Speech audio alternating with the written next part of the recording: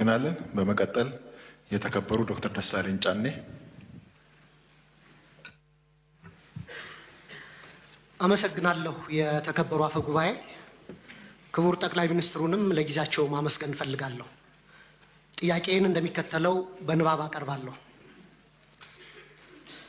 ሀገራችን ዛሬ ያጋጠሟት ውስብስብ ችግሮች፣ ተግዳሮቶችና ስጋቶች ፖለቲካ ወለድ ሲሆኑ መፍትሄያቸውም ፖለቲካዊ እንጂ የጠመንጃ አፈሙዝ ሊሆን አይገባም። በድህነት አዙሪት ውስጥ የኖረች ሀገር ባለፉት 7 የብልጽግና አገዛዝ ዓመታት ደግሞ በእንቅርት ላይ ጆሮ ደግፍ እንዲሉ ለከፋ የጸጥታና የደህንነት ቀውስ አዙሪት ሳይክል ኦፍ ሴኩሪቲ ክራይሲስ እንዲሁም ማባሪያ የሌላቸው አውዳሚ እርስ በርስ ጦርነቶች ውስጥ አስገብቷታል። ኢህአዴግ አምባገነናዊ ልማታዊ አገዛዝ ነበር።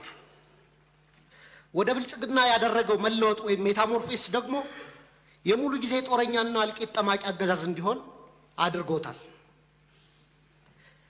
በመደማመጥና ሰጥቶ መቀበል መርህ ላይ ተመስርተን አገራዊ ልዩነቶችን በማጥበብ ሁሉን አካታች ወደሆነ ማህበረሰባዊ መግባባትና ፖለቲካዊ ስምምነት ወይም ፖለቲካል ሴትልመንት ከማምራት ይልቅ ብልጽግና ፓርቲ በሚከተለው ጠቅላይ አገዛዝ ወይም ቶታሊታሪያን ሊደርሺፕ ምክንያት ሰላም ከራቀን ከራረም።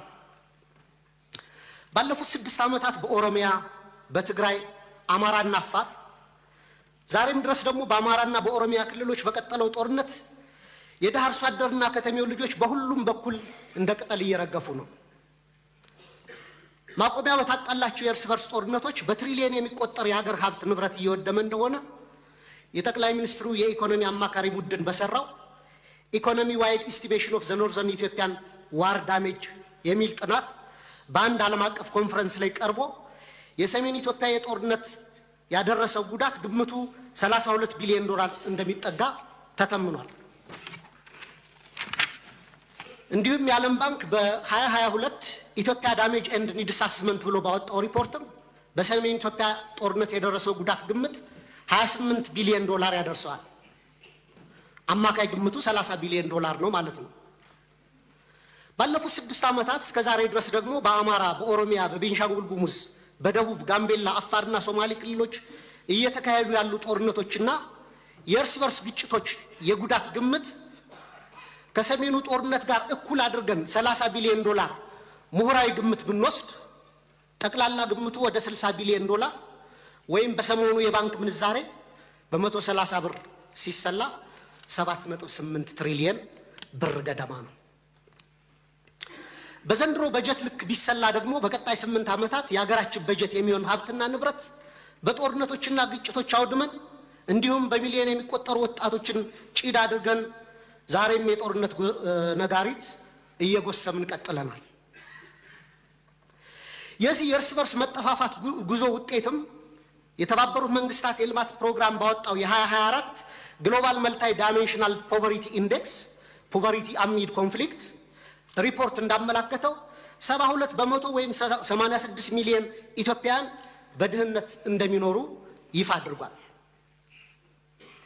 የውጭ ምንዛሬ ለውጡንና የኮሪደር ስራ ተያይዞ መኖሪያና የንግድ ቤታቸው የፈረሰባቸው በመቶ ሺዎች የሚቆጠሩ ችግር ላይ የወደቁ ዜጎችም አሉ። ከቅርብ ጊዜ ወዲህ ደግሞ እንኳን ከኑሮ መሰረታቸው የተነቀሉት ይቅርና ስራ ሰርተው በላባቸው የሚኖሩ ኢትዮጵያውያን ጭምር የኑሮ ውድነቱን መቋቋምና ልጆቻቸውን ማሳደግ ተስኗቸዋል። በዚህ የድህነት ብጣኔና የኑሮ ውድነት ላይ የተጨመረው የጦርነት አዙሪት ለሀገራችን ከፍተኛ ብሔራዊ የደህንነት አደጋ አዝሏል የሚል ስጋት አለኝ። በሰብአዊ መብቶች ጥበቃ ረገድም የተባበሩት መንግስታት ድርጅት የሰብአዊ መብት ኮሚሽን በኢትዮጵያ ላይ በቅርቡ ባወጣው አፕዴት ኦን ዘ ሂውማን ራይትስ ሲቹዌሽን ኢን ኢትዮጵያ ጁን 2024 ሪፖርት በሀገራችን ላይ እየደረሰ ያለውን ከፍተኛ ሰብአዊ መብት ጥሰት በዝርዝር አቅርቧል።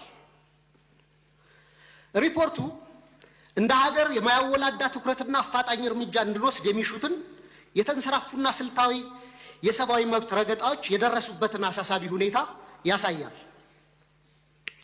በሪፖርቱ የተካተቱ ጉዳዮች ልብ የሚሰብሩና በጣም አሳሳቢ ናቸው።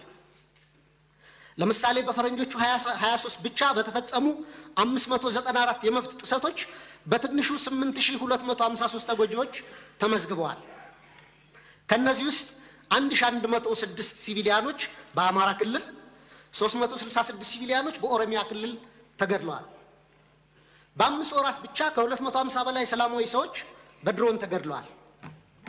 ከላይ ለማሳያ በሪፖርቱ የተካተተው የተጎጁ ሲቪሎች ቁጥር ሲሆን አክቹዋሊ የተጎጂዎች ቁጥር ግን ከዚህም የሚበልጥ ነው። እነዚህ የተንሰራፉ የመብት ረገጣዎችና ከህግ ውጭ ግድያዎች በፈረንጆቹ 2024-25 ዓመተ ምህረት ተባብሰው ቀጥለዋል። የድሮን ጥቃት ዛሬም በአማራ ክልል ተጠናክሮ የቀጠለ ሲሆን ህፃናትን ጨምሮ ሲቪሊያኖች እየተገደሉበትና የሲቪሊያን ተቋማት እየፈረሱ እንደሆነ ቢቢሲን ጨምሮ በዓለም አቀፍ ሚዲያዎች ተዘግቧል። በተጨማሪም ሪፖርቱ የዲሞክራሲያዊ ማህበረሰብ አስፈላጊ ምሰሶች በሆኑት ሐሳብን በነጻነት የመግለጽ፣ የመሰብሰብ፣ የመደራጀት መብት ላይ ከፍተኛ ገደቦች መደረጋቸውን በአጽንኦት አመላክቷል። ጋዜጠኞች፣ አክቲቪስቶች እና ሰላማዊ ዜጎች እውነትን የመናገር መብታቸውን በመጠቀም ተጠያቂነት እንዲሰፍን በመጠየቃቸው ብቻ ማስፈራራት፣ እንግልት፣ ስደት፣ እስራት እና አለፍ ሲልም እገታና አስገድዶ መሰወር ይደርስባቸዋል ይላል ሪፖርቱ። ለምሳሌ ያለመከሰስ መብት ያላቸው አማራ የሆኑ የፌደራልና የክልል ህዝብ እንደራሴዎች የሆኑት አቶ ክርስቲያን ታደለ፣ አቶ ዮሐንስ ጓያለው፣ ዶክተር ካሳ ተሻገር ያለመከሰስ መብት ሳይነሳ ተይዘው ለ20 ወራት ታስረው ይገኛሉ። የተቃዋሚ ፓርቲ አመራሮች የሆኑት የአብን ስራ አስፈጻሚ ኮሚቴ አባል ዶክተር ቴዎድሮስ ኃይለማርያም፣ የኢዜማ የቀድሞ ሊቀመንበር ዶክተር ጫኔ ከበደም ከታሰሩ 2 ዓመት ሊሞላቸው ነው። በተመሳሳይ በርካታ የአማራ ጋዜጠኞች እንደ ምሳሌ መስከረም አበራ፣ ገነት አስማማው፣ ጋዜጠኛ ጎበዜ ሲሳይ፣ ጋዜጠኛ አባይ ዘውዱ፣ ጋዜጠኛ ዳዊት በጋሻውና ቴዎድሮስ ንብረት፣ የአማራ ምሁራን የሆኑት ዶክተር ወንዶሰን አሰፋ፣ ረዳት ፕሮፌሰር ሲሳይ ብቸው፣ ፕሮፌሰር ማረጉ ቢበይብ፣ ዶክተር ዘሪሁን ባህሪው፣ ዶክተር መሰረት ቀለመወርቅ፣ ዶክተር ገብረአብ አረሙ፣ ረዳት ፕሮፌሰር ዳኛ አበበን የመሳሰሉ ምሁራን እና ጠበቃ ለሊ ምረቱና ጠበቃ ኤርሚያስ መኩሪያ አይነት የህግ ባለሙያዎች እንዲሁም የመንግስት ሰራተኞችና ወጣቶች በአጠቃላይ 182 የሚደርሱ አማራዎች በ25 የሽብርና ህገ መንግስታዊ ወንጀሎች መዝገብ ተከሰው ያለ ፍትህ ለ20 ወራት በፍርድ ቤት ይመላለሳሉ። የዘገየ ፍትህ እንደተነፈገ ይቆጠራል እንዲሉ የፍትህ ስርዓቱ ዛሬም ቀልጣፋና ፍትሃዊ ውጤት ማምጣት እንዳልቻለ አመላካች ነው። በኢህአዴግ ጊዜ ይደረግ እንደነበረው ሁሉ ፍርድ ቤት በተደጋጋሚ ይመላለሳሉ። ፍትህ ግን እንደ ሰማይ ርቋቸዋል። በጦር ሜዳ እያዋጉ ተይዘው የታሰሩ የህወሓት አመራሮችን በአጭር ጊዜ የፈታ መንግስት በገዢው ፓርቲ አሰራሮች ላይ የሰላ ትችት የሚሰነዝሩ አማራዎችን ይህን ያህል ጊዜ ያለ ፍርድ ማሰር የገዢውን ፓርቲ አባላት ጠር ፖሊሲዎች በግላጭ የሚያሳይ ነው። የአማራ ክልሉ ጦርነት ተከትሎ ለ10 ወራት የቆየ አስቸኳይ ጊዜ አዋጅ በታወጀበት ባለፉት 20 ወራት ውስጥም በሺዎች የሚቆጠሩ አማራዎች መታወቂያቸው እየታየና በብሔር እየተለዩ ኢተኒክ ፕሮፋይሊንግ እየተደረጉ ታስረዋል። ኢሰብአዊ ለሆኑ አያያዞች መጋለጣቸውንም መንግስታዊ የመብቶች ተቋም ኢሰመቁና ዓለም አቀፍ ድርጅቶች ጭምር ገልጸውታል። የአስቸኳይ ጊዜ አዋጅ ከተጠናቀቀ በኋላ ባለፈው ወር በመዲናችን እስከ ተካሄደው የአፍሪካ መሪዎች ጉባኤ ድረስ የአማራ ልጆች ጅምላ ስር አልቆመም። የተባበሩት መንግስታት ድርጅት የሰብአዊ መብቶች ኮሚሽን ባወጣው ሪፖርት ውስጥ የተካተቱ አብዛኛዎቹ የመብት ጥሰቶች መንግስታዊ ተቋም በሆነ የኢትዮጵያ ሰብአዊ መብቶች 2016 ሪፖርት በምርመራ ጭምር የተረጋገጡ ናቸው። በተጨማሪም ኢሰመጉ፣ አምነስቲ ኢንተርናሽናል፣ ሂውማን ራይትስ ዋች፣ ሲፒጄ እና የአውሮፓ እና የአሜሪካ ኤምባሲዎች ጭምር ባወጣቸው ሪፖርቶች እና መግለጫዎቻቸው አሳሳቢነታቸውን ገልጸዋል። መንግስታዊ ኢሰመጉ ጥቅምት 13 2017 ባወጣው ሪፖርትም በአዲስ አበባ በአማራና በኦሮሚያ ክልሎች የተለያዩ አካባቢዎች በርካታ ዜጎች ያስገድዶ መሰወር ወይም ፎርስ ዲስአፒራንስ ሁኔታ ሊያቋቁም በሚችሉ እና ያሉበት ሳይገለጽ በተራዘመ ስር ውስጥ እንደሚገኙ ተመላክቷል። የፖለቲካ ምህዳሩን ስናይ ደግሞ ተዘግቶ ምንም አይነት የተቃውሞ ድምጾች እንዳይሰሙ ከፍተኛ የመብቶች መቃ እየተፈጸመ ሲሆን በብልጽግና የሴፍቲኔት ፓኬጅ ውስጥ ያልተካተቱ ጥቂት የተቃውሞ ድምጾችም ሳፎኬት ተደርገው በደመነፍስ ለመተንፈስ እየተፍጨረጨሩ ነው። እነዚህ ሁሉ ዓለም አቀፍና ሀገር አቀፍ ተቋማት የሀገራችን የሰብአዊ መብት አያያዝ አስስቧቸው ሪፖርታቸውን የሚያወጡት የሚመለከታቸው የመንግስት አካላት ትኩረት አድርገው ችግሮች እንዲፈቱ እንዲያደርጉና መንግስቱም አፋጣኝ እርምጃ ወስዶ እንዲስተካከሉ እንዲሁም ተጠያቂነት እንዲሰፍን ነው። የህዝብ ተወካዮች ምክር ቤትም አንድም ቀን እንኳን ሁኔታውን በተመለከተ በምክር ቤቱ ስብሰባዎች አጀንዳ አድርጎ አለመወያየቱ፣ ሁኔታውን በተመለከተም በአስፈጻሚው ላይ በቂ ክትትልና ቁጥጥር አለማድረጉ፣ በህገ መንግስቱ በተሰጠው ስልጣን መሰረት አንድም የእርምት እርምጃ አለመውሰዱ በታሪክና በትውልድ ፊት ተጠያቂ የሚያደርገው ነው። የተከበሩ አፈ ጉባኤ፣ ክቡር ጠቅላይ ሚኒስትር፣ ከላይ ያለውን የሀገሪቱን ነባራዊ ሁኔታ የተመለከተ ረጅም ትችት ያቀረብኩት ለጥያቄ መቅድም እንዲሆነኝ እንጂ መቼም ብልጽግና ስለ ሀገራዊ ችግሮቻችን አላይም፣ አልሰማም፣ አልናገርም ካለ ውሎ ማደሩ ጠፍቶኝ አይደለም። ብልጽግና የሚታየው ጦርነት፣ የሚሰማው የቄስ ሞገሴዎችን ከንቱ ውዳሴ፣ ከተናገረም ወይ ደረቅ ፕሮፓጋንዳ ወይም ነጭ ውሸት ነው። በመካከል የከሱና የመነመኑ እውነቶች የሉም ማለት ግን አይደለም። ወደ ጥያቄ ስገባ ባለፉት 7 ዓመታትና ከዚያም በፊት ባሉ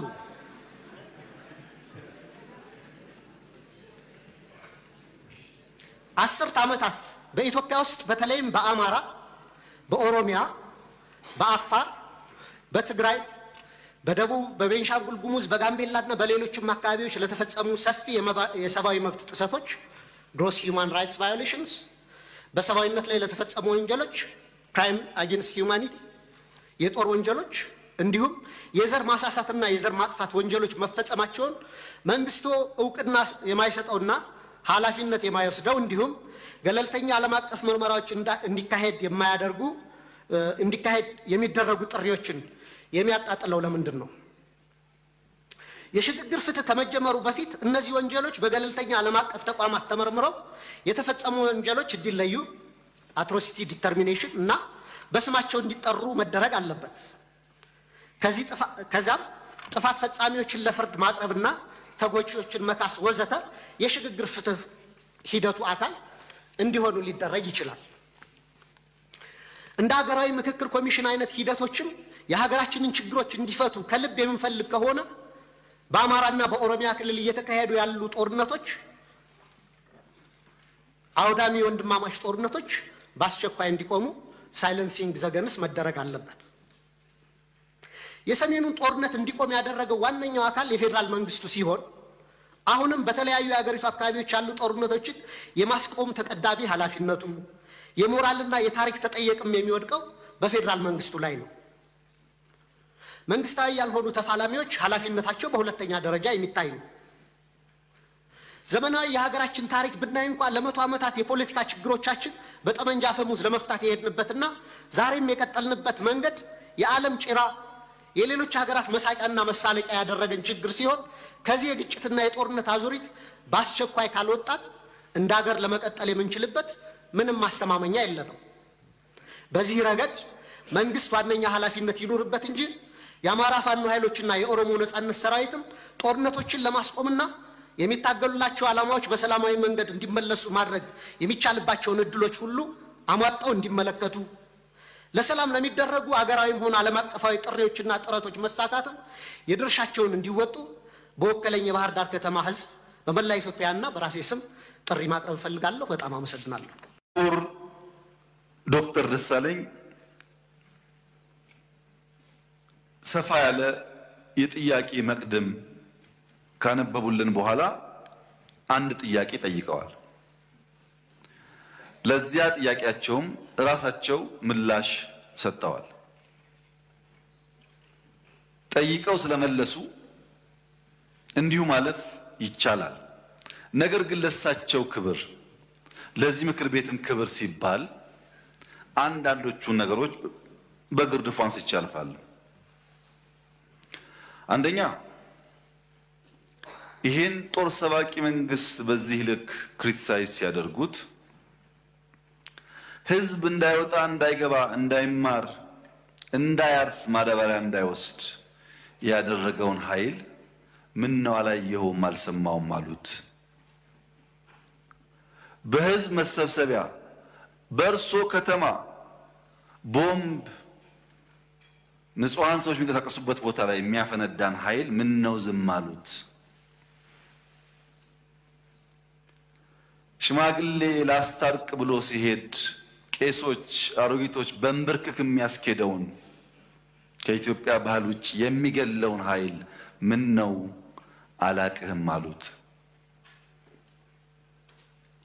ከሁሉ ደግሞ የገረመኝ በርሶና በርሶ ፓርቲ ግንባር ቀደም ተዋናይነት የነበረውን የትግራይ ውጊያ ምን ነው የትግራይ ውጊያ ያሉት? አዝማች አልነበሩ እንደ እርሶ? እነዚህ ሳቢዎች የማያውቁት ሀገር ሄዶ ቁርበት አንጥፉልኝ እንዳለው ስጋ በሊታ ያስመስለዋል።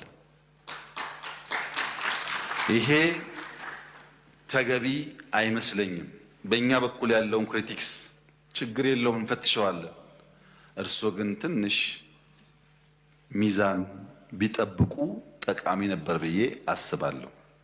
ምክንያቱም ለሰላም ምን ያክል ጥሪ እንዳደረግን በዚህ ቤት ጭምር ስለሚያውቁ። ሌላው በጣም የገረመኝ ጉዳይ የእርሶ መንግስት በቄስ ሞገሴዎች ውዳሴ ያሉት እኛ ሰፈር ፊታውራሪ መሸሻ የሉም፣ ቄስ ሞገሴዎች ምን ያደርጋሉ ነው። ቄስ ሞገሴ ፊታውራሪ መሸሻ በሌሉበት ህልውና እንደሌላቸው ስለሚታወቅ ባይሆንኛ ጉዱ ካሳዎች ብንባል ያምር ይሆናል እንጂ ቤት በኩል ነው ቄስ ሞገሴዎች እኛ ሰፈር የሚታዩት። ምክንያቱም እኛ ትናንትናን ናፋቂዎች፣ ትናንትናን ለማጽናት የምንሸረግድ ሰዎች ሳንሆን ነገን ለልጆቻችን ለመስራት መጋፈጥ የማይጋባንን ጉዳዮች የምንጋፈጥ ለውጥ ፈላጊዎች ነን። ጉዱ ካሳዎች ነን። ይሄንን እሳቤውን እዚህ ቤት የነበሩት ሐዲስ ዓለማየሁ ላፍታ ተነስተው ጥያቄውና ኢትዮጵያ ውስጥ ያለውን ነገር ቢመለከቱ ምን ነው ያብዬን ወደምዬ የሚሉ ይመስለኛል። መንግስታችን ለክሪቲክስ በጣም ክፍት ነው። ኢትዮጵያ ውስጥ ባልተለመደ ሁኔታ ስልክ ያለው ማይክ የያዘው ሁሉ የሚናገርበት ዘመን ነው ይሄ ዘመን። ሐሳብ በመግለጽ ሰው ይታሰራል ላሉት እርስዎ እዚህ ፓርላማ አካባቢ ከመቅረቡ በፊት የዚህ ፓርላማ አባል ነበርኩ ነኝ። ቅድም እንዳደረጉት አይነት ግላጭ ስድብ አይፈቀድም ፓርላማ ውስጥ። ነበርንበት እናቀዋለን። ሰው በንግግሩ የሚታሰር ከሆነ ጦረኛ፣ ግጭት ጨማቂ፣ ጆሮ የሌለው ከሚል በላይ ስድብ ምን አለ? እዚህ ፊት ለፊታችን ሆነው እየተሳደቡ እንኳን ካልታሰሩ ሰው በንግግሩ ብቻ አይታሰርም ማለት ነው። ጦረኛ፣ ግጭት ጨማቂ፣ ጆሮ አልቦች ካሉ በኋላ ልክ እናስገባችኋለን በትጥቅ በሁለት ሳምንት 4 ኪሎ እንገባለን ቢጨምሩበት ግን እርሶም አይቀርሉት ነበር። በመሳደብ አይደለም። ከዚያ አልፎ በኃይል የተመረጠን መንግስት መናት ሲጨመርበት ነው ጸብ የሚመጣው። ዩቲዩብ ላይ የተናገረ ሁሉ ጋዜጠኛ ሆኖ ጋዜጠኞች ታሰሩ ላሉት እንደዚህ ዘመን መቼም የኢትዮጵያ ሕዝብ ይታዘባል። ከፓርላማም ውጭ ሰው እንዳሻው የሚናገርበት ዘመን፣ ሁሉ ጉዳይ ፖለቲካ የሆነበት ዘመን ያለ አይመስለኝም። ይሄ ሲባል ይሄ መንግስት ሆሊ ነው፣ ምንም አይነት እንከን የለውም፣ ስራው ሁሉ የተቀደሰ ብዬ ልመጻደቅ አልፈልግም። እርስዎ ካቀረባቸው ሀሳቦች ውስጥ መፈተሽ ያለባቸው ጉዳዮች ይኖራሉ፣ መታረም ያለባቸው ጉዳዮች ይኖራሉ። በእስርም በክስ ሂደትም በሌላም ጉዳይ መንግስት ሁልጊዜ ራሱን ክፍት አድርጎ መፈተሽ አለበት። እንከን የለኝም የሚል መንግስት አያድግም። ነገር ግን ሚዛን ሲጠፋ ለሚሰማውም ትውልድ ለእርሶም ፓርቲ ጉዳት ያለው ስለመሰለኝ ነው። ምክንያቱም ይሄ መንግስት አሁን ያለው መንግስት የእርሶ ፓርቲ መንግስት ሆኖ ያቋቋመው ነው። የእርሶ ፓርቲ ሊቀመንበር የኔ ካቢኔ አባል ናቸው። የእርሶ ፓርቲ አመራሮች በአማራ ክልል በአዲስ አበባ ክልል ውስጥ በአዲስ አበባ ከተማ ውስጥ አመራሮች ናቸው። በጋራ የምንመራው መንግስት ነው። እናንተም ስላላችሁ እኛም ስላለንበት ሰዎችም ስለሆን ስንፍናዎች ይኖራሉ፣ ድካሞች ይኖራሉ፣ መታረም የሚገባቸው ጉዳዮች ይኖራሉ። ለምሳሌ ጦርነት በሚመለከት ወደ ኋላ መለስ ብለው የኢትዮጵያን የ100 ዓመት ታሪክ ይመልከቱ። በ100 ዓመት ጊዜ ውስጥ 7 ዓመት ሙሉ ከአንድም ጎረቤት ጋር ያልተዋጋ ብቸኛው መንግስት የኛ መንግስት ነው። ባለፉት 7 ዓመታት ከየትኛውም ጎረቤት ጋር አንድ ጥይት አልተኮሰም። እኔ በታሪክ የማውቀውን ሳይሆን በአካል የማውቀውን ግን ላስታውሶ በ83 ገብቶ 84 መንግስት የመሰረተው የኢህአዴግ መንግስት እስከ 90 ዓመተ ምህረት ባለው 6 ዓመት ጊዜ ውስጥ መጀመሪያ ከሳውት ሱዳን ኢታንግ ላይ፣ ቀጥሎ ከሱዳን፣ ቀጥሎ ከኤርትራ ውጊያ አካሂዷል። በኋላ የሶማሌውን ሳይጨመር ማለት ነው። በ7 ዓመት ጊዜ ውስጥ በደርግም የሚያውቁት ታሪክ ነው። በንጉሱ ጊዜም እንዲሁ ባለፉት 7 ዓመታት ከአንድም ጎረቤት ጋር ያልተዋጋ ነው። የሚያጋጩ ጉዳዮች ስለሌሉ ሳይሆን ግጭት ጉዳት አምጪ እንደሆነ ስለምናቅ ነው፣ ስላደግንበት ስለምናቀው ነው። በሀገር ውስጥ ቤኒሻንጉል ጋር ታጣቂዎች በሰላም ተደራድረን አላስገባንም። ይሄ አይታወቅም፣ ለምክር ቤት አያውቀውም። ኦሮሚያ ውስጥ በጣም በርካታ ሴክቶች እንደገቡ አይታወቅም። በአማራ ክልል ባለፉት 2-3 ቀናት ብቻ ከ70 በላይ ሰዎች በሰላማዊ መንገድ ገብተዋል። 2-3 ቀን ብቻ። በአፋር ክልል፣ በሶማሌ ክልል በርካታ የሰላም ድርድሮች ተካሂደዋል። ለዚህ ነው መጠነኛ ለውጥ መሻሻሎች ያሉት።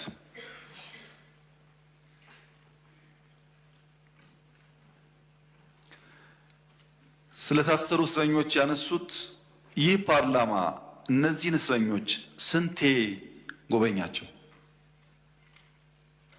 ሄዳችሁ አላያችሁም? አልጎበኛችሁም? በሚዲያ ይቻል ውስጥ ጎበኙ። ድሮ እንኳን ፓርላማ በእንደዚህ አይነት ጉዳይ የታሰሩ ሰዎች መጎብኘት ይቅርና ታሳሪዎቹ ራሳቸው ከእስር ሲፈቱ የት ቦታ እንደታሰሩ አያውቁም። ተሸፍነው ገብተው ተሸፍነው ይወጣሉ። ይሄማ ተቀይሯል፣ ተሻሽሏል፣ ለውጥ አለ። የሚቀር ነገር አለ? አዎ አለ። ጀማሪዎች ስለሆን ማረም አለብን፣ ግን ለውድድር የሚቀርብ አይደለም። ብልጽግና በየትኛው መመዘኛ ከኢህአዴግ ጋር አይወዳደርም። በአደረጃጀቱ፣ በእሳቤው፣ በተግባሩ፣ በሚመራበት መርህ ለውድድር የሚቀርብ አይደለም። ይሄን ለእናንተ መንገር ለቀባሪ ማብራት ያህል ስለሆነ አልፈልገውም። እኛ ተመርጠን ሳለ ሙሉ በሙሉ ብቻችንን መንግስት መሆን ስንችል በህግም በሞራል የለም ለሰላማችን ሲባል ከሚፎካከሩ ኃይሎች ጋር በጋራ መንግስት እንፍጠር ያልነው ሰላም ፍለጋ ነው። ሰላም ፍለጋ ነው። የታጠቀ ኃይሉ በነፃ ይግባ ሳይጠየቅ ይግባ ብለን ያወጅነው ሰላም ፍለጋ ነው።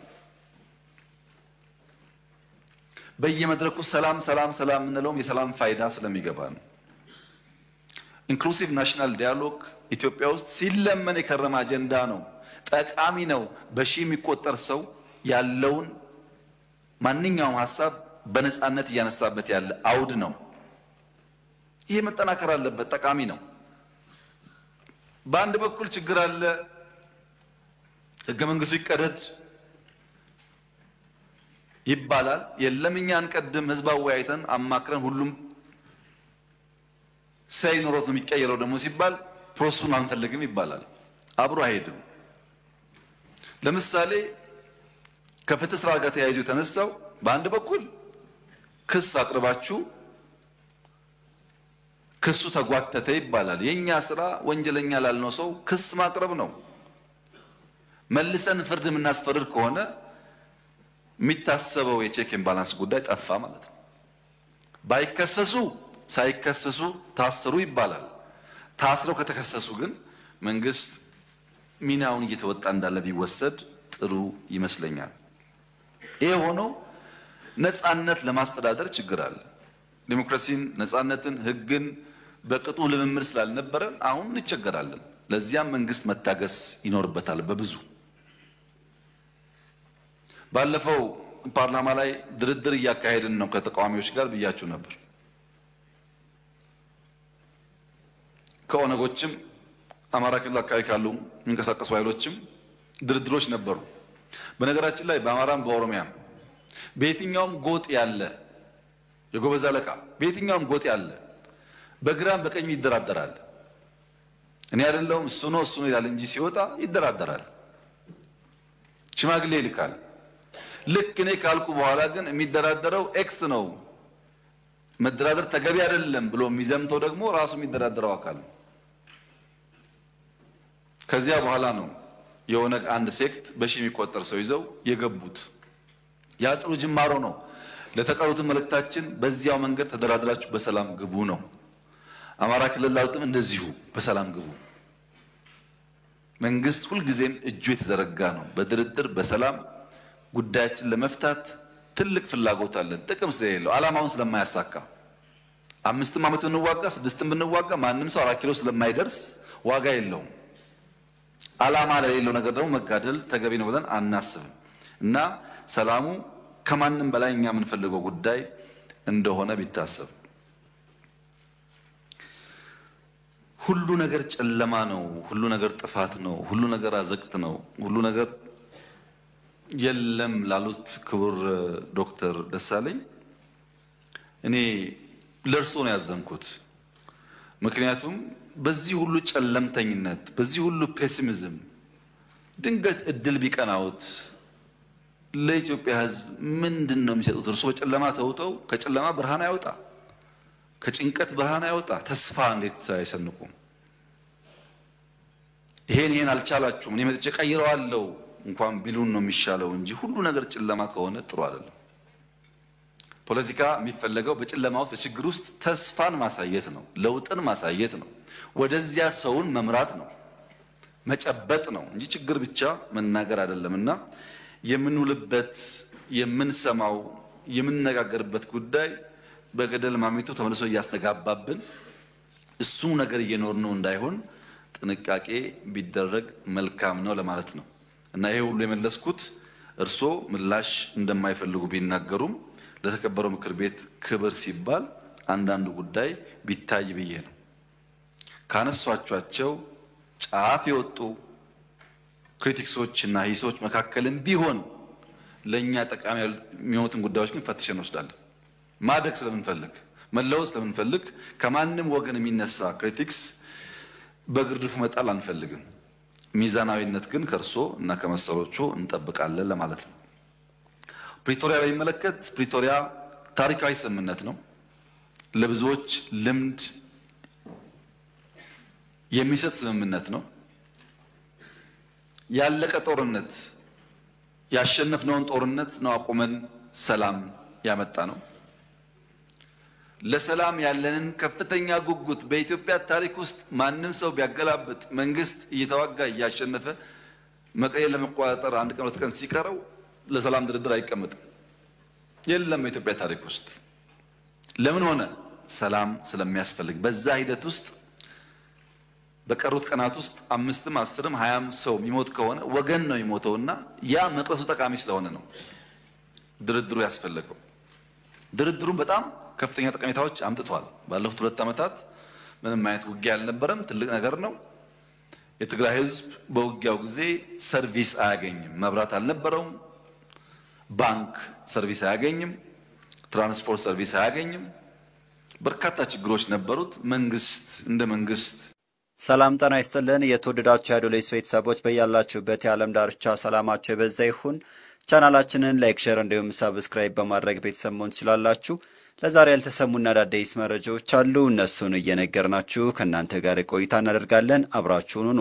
በቅርቡ በኢትዮጵያና በሊባኖስ የተፈራረመው የሁለትዮሽ የሰራተኞች ስምምነት በአግባቡ ተግባራዊ ባለመደረጉ በአገሪቱ የሚገኙ በመቶ ሺዎች የሚቆጠሩ ኢትዮጵያን ተገቢውን የሕግ ከለላ እያገኙ አለመሆኑ ተነገረ። ለአብነትም የሰራተኛ ስምምነቱ ዝቅተኛ የደሞዝ መስፈርቶችን ያካተተ መሆኑን ተከትሎም በአገሪቱ የሚገኙ ኢትዮጵያን ሰራተኞችን ለብዝበዛ እየተዳረጉ መሆኑን ሚድል ኢስት አይ ዘግቧል። በስምምነቱ ለሰራተኛ ትርጉም ያለው ያለው የደሞዝ ጭማሪ፣ የመዘዋወር ነጻነት፣ የአመት ፍቃድ፣ የጤና አጠቃቀምና ከቤተሰብ ጋር የሚኖራቸውን ግንኙነትን የተመላከቱ ነጥቦች የተካተቱ ቢሆንም ተግባራዊ ባለመደረጋቸው የሰራተኞች መብት የተጣሰ መሆኑን ተነግሯል። በዚህም ባለፈው ሚያዝያ ወር በሁለቱ ሀገራት የተደረሰው የሰራተኛ ስምምነቶች ውጤታማ የመሆን እድላቸው አነስተኛ መሆኑም ተነግሯል። ራስን በማጥፋት በማይመረመሩ ድንገተኛ ሞትና ግድያ ምክንያት በሊባኖስ ባለፉት 2 አስርት ዓመታት በርካታ ኢትዮጵያን ሰራተኞች መሞታቸው ነው የተነገረው። ሆኖም በሰራተኞች ላይ የደረሰ ያለው የሰብአዊ መብት ጥሰት በሊባኖስም ሆነ በኢትዮጵያን ባለስልጣናት ችላ መባሉ ተነግሯል። እንዲሁም በአገሪቱ ቢያንስ 2 ስደተኛ የቤት ሰራተኞች በየሳምንቱ እንደሚሞቱ የተገለጸ ሲሆን ሌሎች ደግሞ ለዓመታት መጥፋታቸው ተነግሯል። በተጨማሪም በቅርቡ የተደረገ ጥናት እንደሚያመለክተው በአገሪቱ ውስጥ ከ2/3 የሚሆን የሌላ ሀገር ሰራተኞች በስራ ላይ ወሲባዊ ትንኮሳ ያደርስባቸዋል። የኢትዮጵያ መንግስት በተያዘው በጀት ዓመት ብቻ 500,000 የሚደርሱ ኢትዮጵያን ሰራተኞች ወደ መካከለኛ ምስራቅ ለመላክ አቅዶ እየሰራ መሆኑን ከዚህ ቀደም አዲስ ማለዳ መዘገቡ የሚታወስ ነው። የራያ አላማጣ ማህበረሰብ የማንነት ጥያቄ እልባት እንዲሰጠው በሚል ለፌዴሬሽን ምክር ቤት የላከው ደብዳቤ በቀድሞ የምክር ቤቱ አፈ ጉባኤ ኬሪያ ኢብራሂም አማካኝነት እንዲጠፋ ተደርጓል ተባለ።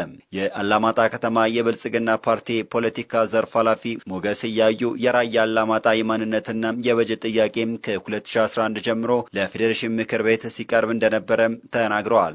የወቅቱ የፌዴሬሽን ምክር ቤት ኬሪያ ኢብራሂም የማንነት ጥያቄውን ለማዳፈን በማሰብ ለምክር ቤቱ የገባው መረጃም እንዲጠፋ አድርገዋል ሲል አዲስ ማለዳ ዘግቧል። በዚህም ለምክር ቤቱ የገባው መረጃ እንዲጠፋም መደረጉ የራያ አላማጣ ማህበረሰብ የማንነት ጥያቄ መፍትሄ ሳያገኝ ለ4 ዓመታት እንዲጓተት ምክንያት ሆኗል ተብሏል። አፈ ጉባኤዋ ስልጣን ከለቀቁ በኋላ በገባው ደብዳቤ መሰረት የማንነት ጥያቄው መልስ እንዳያገኝ የፌዴሬሽን ምክር ቤቱን ስንጠይቅ መረጃው በመጥፋቱ ስለተነገረን ቅጂው በድጋሜ ለማስገባት ተገደናል ሲሉም ተደምጠዋል። ባሳለፍነው ሰኞ ሰኔ 12 2015 የራያ አላማጣ እና ባላ አካባቢ በፈቃደኝነት ላይ የተመሰረተ ከ150,000 በላይ የህዝብ ፊርማ ተሰብስበው ለፌዴሬሽን ምክር ቤት መግባቱን የጠቀሱት ኃላፊ ዋና ዓላማው የማንነት ጥያቄዎች ተፈቶ ወደ አማራ ክልል ሰሜን ወሎ ዞን እንዲካተትና በጀት በትግራይ ክልል ሳይሆን በአማራ ክልል በኩል እንዲለቀቅልን ነው ብለዋል። አክለውም በተለይ የፌዴራል ተቋማት በአካባቢው የተሟላ አገልግሎት እየሰጡ ባለመሆኑ ከባንክ ከኤሌክትሪክና ከኢንተርኔት ጋር ያለው አገልግሎት በቶሎ ምላሽ ሊሰጠው እንደሚገባም ጠቁመዋል።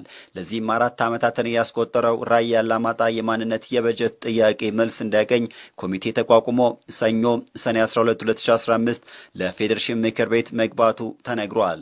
ህወሓት ለራያና አላማጣ አካባቢዎች አመራር መድቧል በሚል የሚነሳው ጉዳይ በተመለከተም መድቧል ከተባለለት ጊዜ ጀምሮ 5 አመራሮችን እየቀየረ መሆኑን ጠቁመዋል። ወደ ራያና አላማጣ ግን ሊመጡ አይችሉም ሲሉም ተደምጠዋል። ራያ አላማጣ ለ2 ዓመታት ያለ በጀት መቆየቱን የገለጹት ኃላፊው የማንነት ጥያቄውና ለ2 ዓመታት የተቋረጠው በጀት በአስቸኳይ መፍትሄ እንዲሰጠው ህዝቡ በተደጋጋሚ በመጠየቅ ላይ መሆኑን ጠቁመዋል። አዲስ ማለዳ በጉዳዩ ላይ ከፌዴሬሽን ምክር ቤት ጽሕፈት ቤት ተጨማሪ ማብራሪያ ለማግኘት ጥረት ብታደርግም ሳይሳካ እንደቀረ ዘግቧል። በዛሬው ዕለት የአላማጣ ከተማ ነዋሪዎች መንግስት የማንነት ጥያቄዎችን ህጋዊ የሚያደርግላቸው በሰላማዊ ሰልፍ የጠየቁ ሲሆን ነዋሪዎቹ በሰላማዊ ሰልፉ አማራንን እንጂ አማራንን አላልንም፣ የፌዴራል መንግስት ተቋማት ዲስትሪክት ሰሜን ወሎ ዞን ይዛወርልንና ሌሎች የተለያዩ መፈክሮችን ማሰማታቸው የሰሜን ወሎ ዞን ኮሙኒኬሽን አስታውቋል። በተባበሩት መንግስታት ድርጅት ዓለም አቀፍ ዳኛ ሆነው የተመረጡት አቶ ሰለሞን አረዳ በዛሬው ዕለት ቃለ መሐላ ፈጽመዋል። የቀድሞው የፌዴራል ፍርድ ቤት ምክትል ዳኛ የነበሩትና በገዛ ፈቃዳቸው ስራቸውን እየለቀቁት አቶ ሰለሞን አረዳ አሁን በተባበሩት መንግስታት ድርጅት በዓለም አቀፍ ዳኝነት የሚያገለግሉ ይሆናል። ዓለም አቀፍ ዳኛ ሆነው የተመረጡት ሰለሞን አረዳ የተባበሩት መንግስታት ጸሐፊ አንቶኒዮ ጉተሬዝ ፊት ቃለ መሐላ ፈጽመው ስራ ጀምረዋል። አቶ ሰለሞን አረዳ በድርጅቱ ለሚቀጥሉ 7 ዓመታት በዳኝነት የሚያገለግሉም ይሆናል። ድርጅቱ በይፋ የትዊተር ገጹ ባሰፈረው ጽሑፍ እንዳስነበበው ከሆነ አቶ ሰለሞን በክርክር ዳኝነት ድርጅቱን እስከ ፈረንጆቹም 2030 ድረስ ያገለግላሉ ሲል ዘግቧል። በአማራ ክልል ምስራቅ ጎጃም ዞን ደብረ ኤልያስ ወረዳ ስር ባሉ 4 ገዳማት ላይ በደረሰው ከፍተኛ ጉዳት በገዳማቱ አንድ መነኩሴ ብቻ መገኘታቸው የኢትዮጵያ ኦርቶዶክስ ተዋሕዶ ቤተክርስቲያን አስታወቀች። በገዳማቱ ከግንቦት 18 18 እስከ 23 2015 ለተከታታይ 5 ቀናት የታጠቁ ኃይሎች በገዳም ውስጥ ይገኛሉ በሚል በተደረገው ኦፕሬሽን እስካሁን ቁጥራቸው በውል ያልታወቀም በርካታ መነኮሳት መሞታቸው በኢትዮጵያ ኦርቶዶክስ ተዋሕዶ ቤተክርስቲያን መንበረ ፓትርያርክ ጠቅላይ ቤተ ክህነት የገዳማት አስተዳደር መምሪያ ኃላፊ መጋቤ ካህናት አባ ሀብተ ጊዮርጊስ አስራት ለአዲስ ማለዳ ገልጸዋል። ኃላፊው አክለውም በአራቱም ገዳማት ቤተ ክርስቲያናት ላይ ከፍተኛ ጉዳት መድረሱን ለአዲስ ማለዳ ገልጸዋል። ከዚህም በገዳሙም የመንግስት የጸጥታ ኃይሎች ሕግ ማስከበር ያሉትን ዘመቻ ከማካሄዳቸው በፊት በርካታ መነኮሳትና አገልጋዮች ይኖሩ እንደነበረ ገልጸው የገዳማት አስተዳደር መምሪያው ወደ ስፍራው ባቀናበት ወቅት የተገኙት አንድ መነኩሴ ብቻ መሆናቸው ተነግሯል።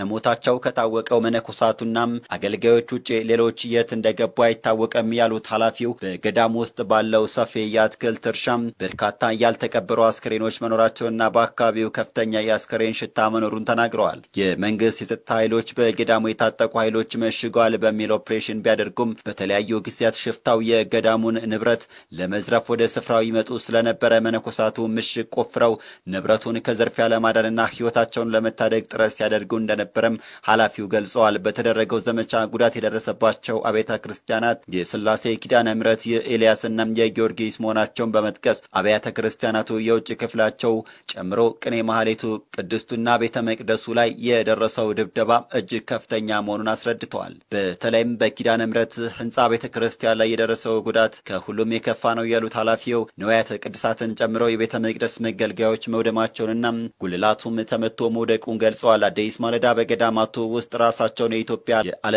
ብርሃን ብለው የሚጠሩ አካላት አሉ ተብሎ ስለሚነሳው ጉዳይ ላነሳቸው ጥያቄም እነዚህ አካላት በትክክል በገዳሙ ውስጥ አሉ ለማለት ባያስደፍርም በአንዱ ቤተ ክርስቲያን ላይ የእነሱ አርማ ያለበት ሰንደቅ ዓላማ ታይቷል ብለዋል። አሁን ላይ በአራቱም አብያተ ክርስቲያናት መንፈሳዊ አገልግሎት ሙሉ ለሙሉ መቋረጡንም ኃላፊው ጠቁመዋል። የተጎዱትን አብያተ ክርስቲያናት መልሰው ለመጠገንና የጉዳት መጠኑን በሚገባ ለማወቅ በመንበረ ፓትርያርክ ጠቅላይ ቤተ ክህነትና አገረ ስብከት የጋራ ውይይት እየተደረገ መሆኑንም ጠቁመዋል። የተወደዳችሁ የአዶሌስ ቤተሰቦች ለሰዓቱ ያዝንላችሁ የአዶሌስ አዲስ መረጃ ይህንን ይመስል ነበር። በሌላ የአዶሌስ አዲስ መረጃ ዳግም እስከምንገናኝ በያላችሁበት